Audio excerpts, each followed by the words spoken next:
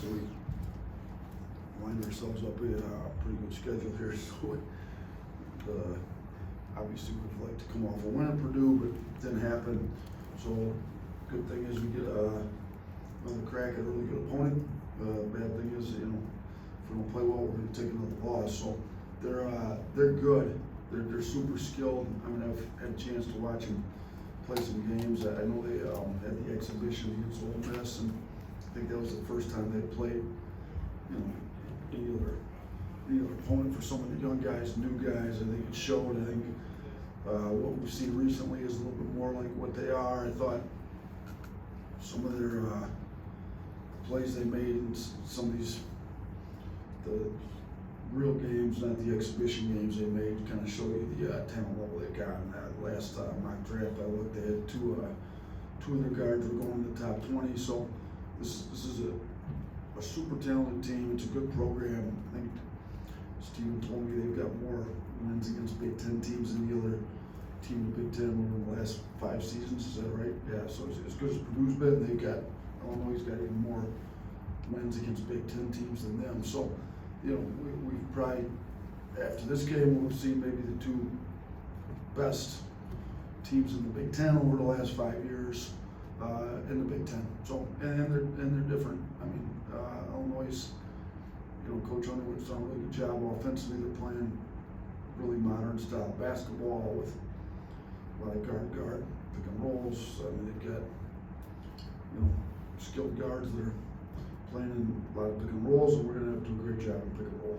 So I think we've had a couple decent days of practice. I think, you know, our guys, and I don't want to say we need a wake-up call because I think we've been pretty good all fall, but sometimes a loss, you know, maybe reset some things, and I think we had to get a little tougher. I think we got abused on the defensive glass a little more than we thought we were going to.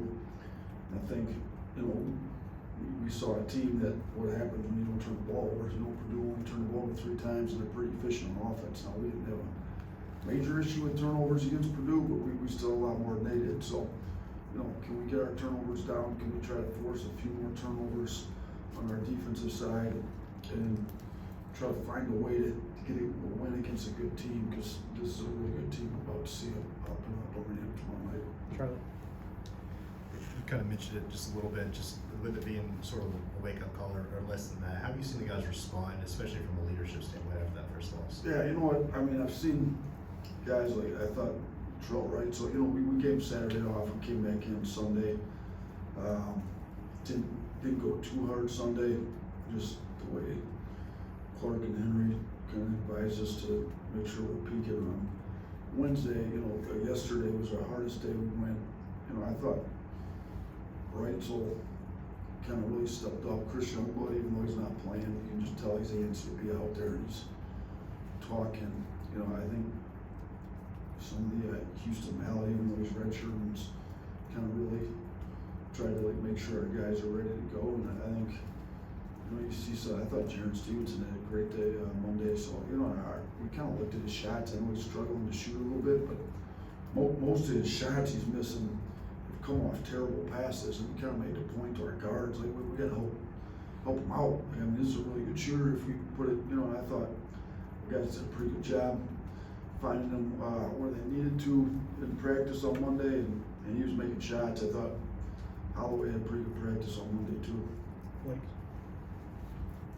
Yeah, Coach, just what did you see from LeBaron Philon? What did that performance kind of show you? I know it came in a loss, but he still performed really well in his first ever college road game in that kind of environment. Yeah, I mean, he showed what a competitive kid he is. The day he walked on campus in June, I mean, he came here, me and Coach Murphy were just talking about it earlier today, because he got a call from some NBA scouts, and he's shooting up the draft boards.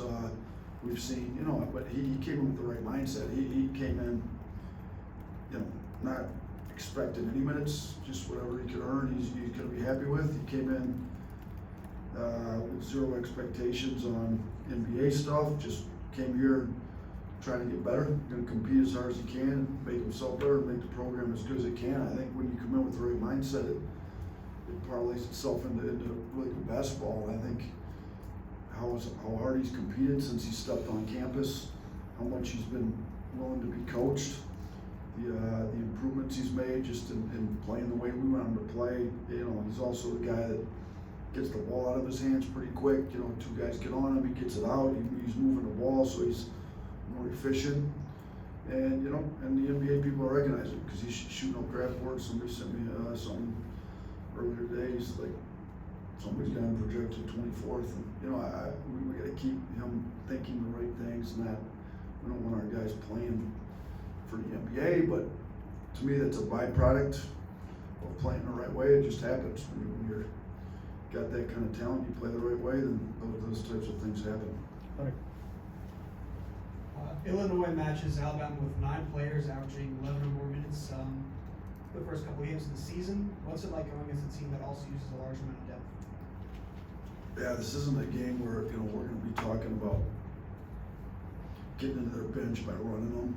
You know, we're obviously not going to slow it down. That's not how we play, but it's more like we just got to play at our pace because that's how we play, not necessarily play to tire them out wrong because they're deep too. But I do think, you know, we can, you know, we've got depth, they've got depth, but we've got to use our depth accordingly, not be afraid to go into it, you know, and make sure that we've got fresh guys in all the time, knowing that they're most likely going to have somebody fresh in. So let's not leave somebody on the floor a while going tired against their fresh guys because they're bringing them in fresh. So, yeah, I mean, they've got a good roster. They're talented, they're deep, they've got young talent.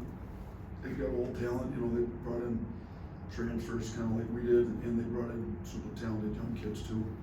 Up front, Jack. And you said after Purdue, you guys were kind of hit unexpectedly a little bit with some of the post-up stuff they brought at you and how good they were.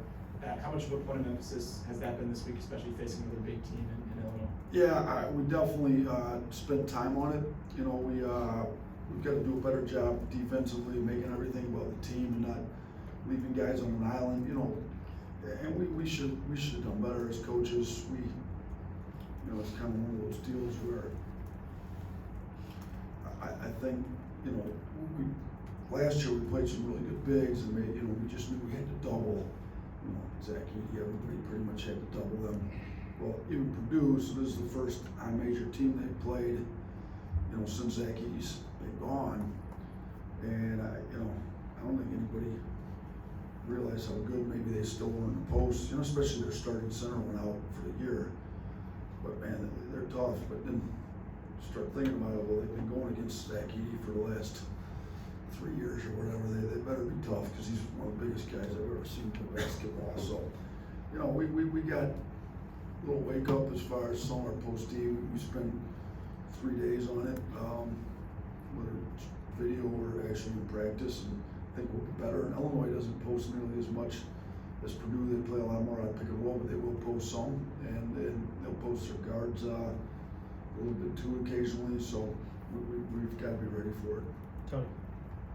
Yeah, Aiden Sherrill just had 2 minutes against Purdue. Was that more of a case of maybe the moment you kind of evaluated that the moment was a little too big for him at that time with the early foul trouble, or is there? Yeah, you know what, I screwed up, to be honest with you. I told him that he should have got more minutes. I thought the first 2 minutes he didn't really look like he was necessarily ready for it, but when I went back and watched the tape, like, as much as we struggled guarding Kaufman-Renn, he's our biggest guy. We should have gone with him, gave him another shot at it.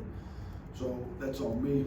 And I let him know, just, you know, and I told him though, like, if you felt like you could have guarded him, and he didn't come tell me this, I just said, look, man, if you felt like you could have guarded him, like, feel free to tell me during the game, like, give me a shot, give me 2 minutes at him, I'll shut him down. Like, but I should just go and ask him myself, as much as we were struggling with some other guys that guarded him, to see if he could have done a little bit better job. I think he's going to be right. His attitude's great. I love him. He makes you want to play him more because he's come in and worked really hard the last 3 days, and I would anticipate him getting a lot more minutes than that this next game. Mike.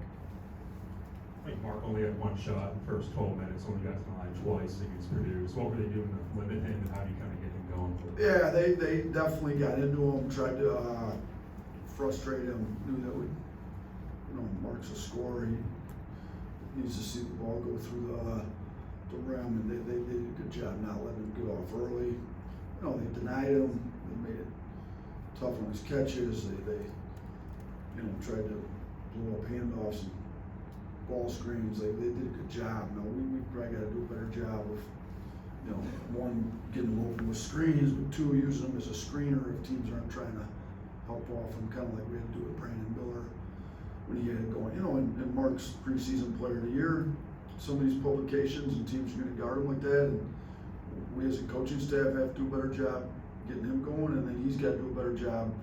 When he does get in there, you know, he's attracting so much traffic, kinda getting off, and, you know, maybe there's games where he's got 10 assists and 1 turnover, like Braden Smith, and just, you know, plays a little more efficient, so we gotta help him better, and he's gotta make some better reads, and I think he'll be ready to play a lot better game, we saw him win.